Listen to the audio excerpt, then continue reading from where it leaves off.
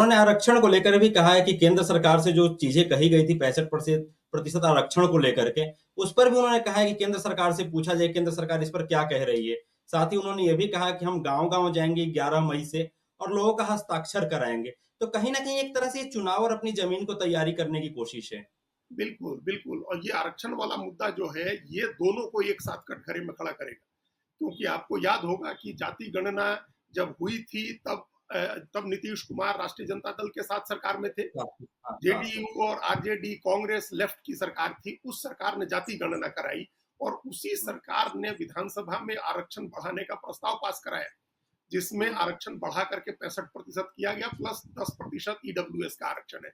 मतलब वो आरक्षण की सीमा जो बढ़ाई गई, उस आरक्षण को की सीमा को फिर अदालत ने रोक दिया, उसको बढ़ाने से मना कर दिया, क्योंकि सुप्रीम कोर्ट की तरफ से एक 50% की सीमा तय है। हम लोग इस पर पहले चर्चा कर चुके हैं और ये उस समय भी ये मांग उठी थी कि भाई सरकार के ऊपर दबाव डाला जाए कि आरक्षण के प्रावधान को जो बढ़ाया गया है उसको 9 शेड्यूल में डाल दिया जाए, जिस तरह से तमिलनाडु का मामला 9 शेड्यूल में डाला गया है और उसको उसके आरक्षण को सेव किया गया है, वहां आरक्षण बढ़ाने के फैसले को 50% की सीमा के अतिक्रमण को जहां सुरक्षित रखा गया है।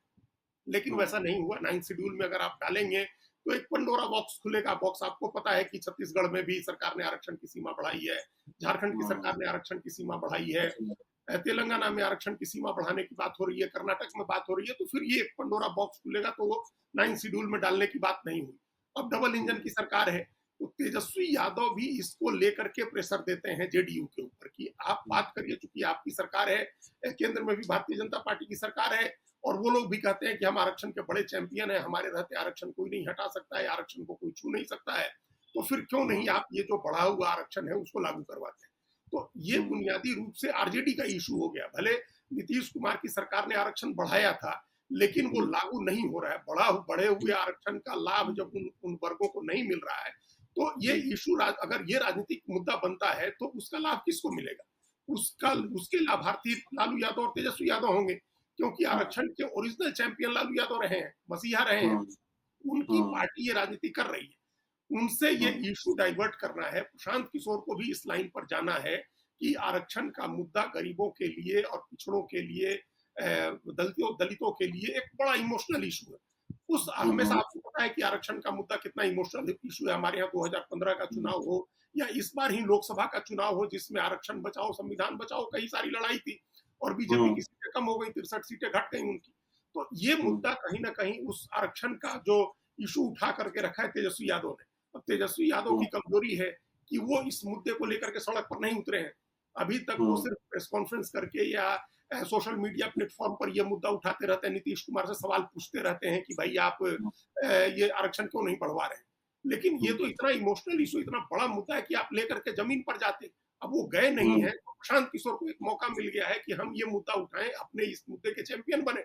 आरक्षण का मुद्दा हम सवाल पूछे नीतीश कुमार से, हम सवाल पूछे भारत सरकार से। तो वो एक तरफ जमीन का मुद्दा उठा रहे हैं जो विशुद्ध रूप से गरीब से जुड़ा हुआ है, भूमिहीन से जुड़ा हुआ है, और दूसरी तरफ बढ़ाए हुए आरक्षण को लागू करने का मुद्दा उठा रहे हैं, जिससे वो जेडीयू को और बीजेपी को कटघरे में खड़ा कर रहे हैं, लेकिन साथ साथ आरजेडी से मुद्दा छीन रहे हैं। तो ये बड़ी राजनीति की शुरुआत है जो प्रशांत किशोर ने की। हाँ, उन्होंने इसीलिए शायद आरक्षण के मुद्दे पर तेजस्वी यादव से भी जवाब मांगा है और कहा है कि तेजस्वी यादव भी अपना जवाब दें। साथ ही वो भी कह रहे थे कि बिहार में जो है विपक्ष नहीं है, तो कहीं ना कहीं जो आरजेडी है उसको भी टारगेट करने की कोशिश की जा रही है। बिल्कुल, और उसी मुद्दे पर टारगेट करने की कोशिश है प्रशांत किशोर की, जो कोर मुद्दा रहा है आरजेडी का। जेडीयू की भी राजनीति का कोर मुद्दा रहा है, लेकिन नीतीश कुमार आरक्षण और से ज्यादा फोकस सुशासन पर करते थे कि हम गरीब के साथ, हम न्याय के साथ विकास कर रहे हैं, हम सुशासन ले आ रहे हैं, हम बुनियादी ढांचे का विकास कर रहे हैं, आम लोगों को तमाम जो रोजमर्रा की जरूरतें हैं, जो बुनियादी चीजें हैं, जरूरतें हैं, उनको पूरा कर रहे हैं। आरजेडी का पूरी तरह से फोकस लंबे समय तक आरक्षण के ऊपर रहा है, जातियों की गोलबंदी के ऊपर रहा है। तो उसको टारगेट करना तो बनता ही है, जो प्रशांत किशोर कर रहे हैं। उसमें एक पहले जो आपने बात कही वो इंपॉर्टेंट बात है कि प्रशांत किशोर अब 1 महीने का उन्होंने समय दिया है और इस 1 महीने के बाद, लगभग 1 महीने का, 11 मई में फिर वो 11 मई जाएंगे जनता के बीच में। तो ये एक बड़ी चुनौती तेजस्वी यादव के लिए होगी कि वो जनता के बीच में क्यों नहीं गए। हम लोग कितने दिनों से इस बात की चर्चा कर रहे हैं, रोज जब भी तेजस्वी यादव की या आरजेडी की राजनीति की बात होती है तो हम लोग ये सवाल जरूर उठाते हैं कि उनकी यात्राओं का क्या हुआ और वो जो उन्होंने कार्यकर्ता सम्मेलन जगह-जगह किए थे, वो भी करने के बाद एक समय के बाद उन्होंने छोड़ दिया। और अब मौसम गर्म होने वाला है भाई। मई-जून का महीना तो आप समझिए कि बैसाख-जेठ अभी चल ही रहा है, बैसाख का महीना, हाँ, और उसके बाद बरसात का महीना होगा, तो फिर चुनाव आ हुँ, जाएगा। तो अगर अभी आप हुँ, नहीं निकलते हैं, जनता के बीच जा करके अपना जो भी एजेंडा है आपका उसको लेकर के नहीं जाते हैं, तो फिर आप मौका गँवा रहे हैं, और उस मौके को पकड़ने का, ग्रैब करने की कोशिश कर रहे हैं प्रशांत किशोर। क्योंकि हुँ, उनको पता है, प्रशांत किशोर को, वेंकटेश जी, कि नीतीश कुमार अब यात्रा पर नहीं निकलेंगे। क्योंकि नीतीश हुँ, हुँ, कुमार की मानसिक शारीरिक अवस्था जो है वो हम लोग देख रहे हैं, वो कहीं भी हाँ, अब कार्यक्रमों में भी जा रहे हैं। अभी उन्होंने महिला संवाद यात्रा शुरू की तो एक शब्द नहीं बोले कोई वहां कोई पे, बात नहीं। तो वो नहीं हुँ, बोल रहे हैं, तो वो यात्रा करने नहीं निकलेंगे। तेजस्वी हुँ, यादव अपने कारणों से रिलक्टेंट हैं, वो किसी न किसी वजह से, या अपनी अब जो अपब्रिंगिंग है, जिस तरह से सत्ता के साथ ही हुँ, उनकी शुरुआत हुई है, तो उनको लगता है कि हम जमीन पर उतर के क्या राजनीति करनी है, हमारे पास तो सामाजिक समीकरण बना हुआ है, तो वो नहीं जाते हैं। हुँ, उनके यहाँ हुँ, कहीं न कहीं जो कांग्रेस के साथ एक कोऑर्डिनेशन बिगड़ा हुआ है, हम लोगों ने अभी देखा, और चर्चा भी की। कल ही इस बात की चर्चा की थी कि कांग्रेस के राष्ट्रीय अध्यक्ष आए और उनके कार्यक्रम में 3,000 कुर्सियां लगी और 10% लोग भी नहीं गए। कुर्सियाँ खाली थी। तो हुँ, अलायंस का मामला भी बिगड़ा हुआ है, अलायंस नहीं फिट बैठ रहा है, और तेजस्वी यादव सड़क पर उतर के जा नहीं रहे हैं जनता के बीच में इन मुद्दों को हुँ, लेकर के। तो प्रशांत किशोर अगर इस मौके का फायदा उठाते हैं कि वो जनता के बीच में जाते हैं और उन तमाम मुद्दों पर एक वन मैन अपोजिशन इसको कह सकते हैं। देखिए, वो हुँ, उनके कहने का मतलब कि अपोजिशन नहीं है, ये कहने का हुँ, कोई, या फिजिकल सेंस में जिसका हम लोग अर्थ नहीं ले सकते हैं कि अपोजिशन नहीं है, क्योंकि अपोजिशन तो बहुत ही हुँ, स्ट्रांग है।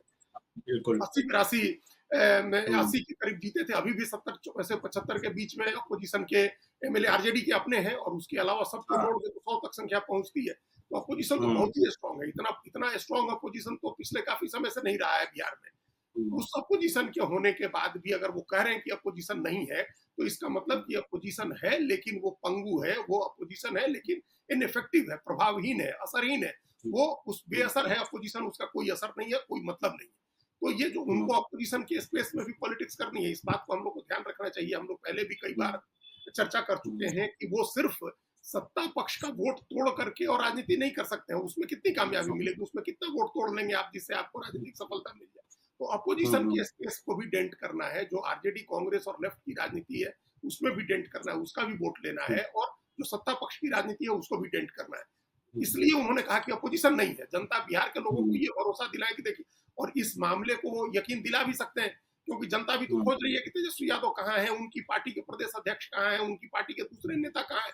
विधानसभा चली, हुँ, आपने भाषण दे दिया, ये कोई राजनीति नहीं होती है ना। वो भी चुनाव जब बिल्कुल। 5-6 महीने रह गए हैं, तो आप सड़क पर अगर नहीं उतर रहे हैं, तो इसका जवाब हुँ, जनता मांगेगी, और उस गैप को फुलफिल करेंगे प्रशांत किशोर। अगर वो जमीन पर उतर के जाते हैं, जाहिर है कि उन्होंने जो सवाल हुँ, उठाए हैं उसका कोई जवाब सरकार हुँ, की तरफ से नहीं मिलना है। बिहार सरकार कोई हुँ। आरक्षण की सीमा नहीं बढ़ा सकती है और न जमीन अभी बांट सकती है। तो वो ये लेकर के अगर जाएंगे ग्राउंड पर, तो एक इशू क्रिएट कर सकते हैं, एक माहौल बना सकते हैं। हाँ, उन्होंने बाकायदा ये कहा भी है कि 11 मई से हम ज़मीन पे उतरेंगे अगर सरकार की तरफ से कोई जवाब नहीं आता है। साथ ही उन्होंने ये कहा है कि हम लोगों का हस्ताक्षर करा के लगभग 1 करोड़ लोगों का हस्ताक्षर करा के 11 जुलाई को राज्यपाल और मुख्यमंत्री को ज्ञापन सौंपेंगे।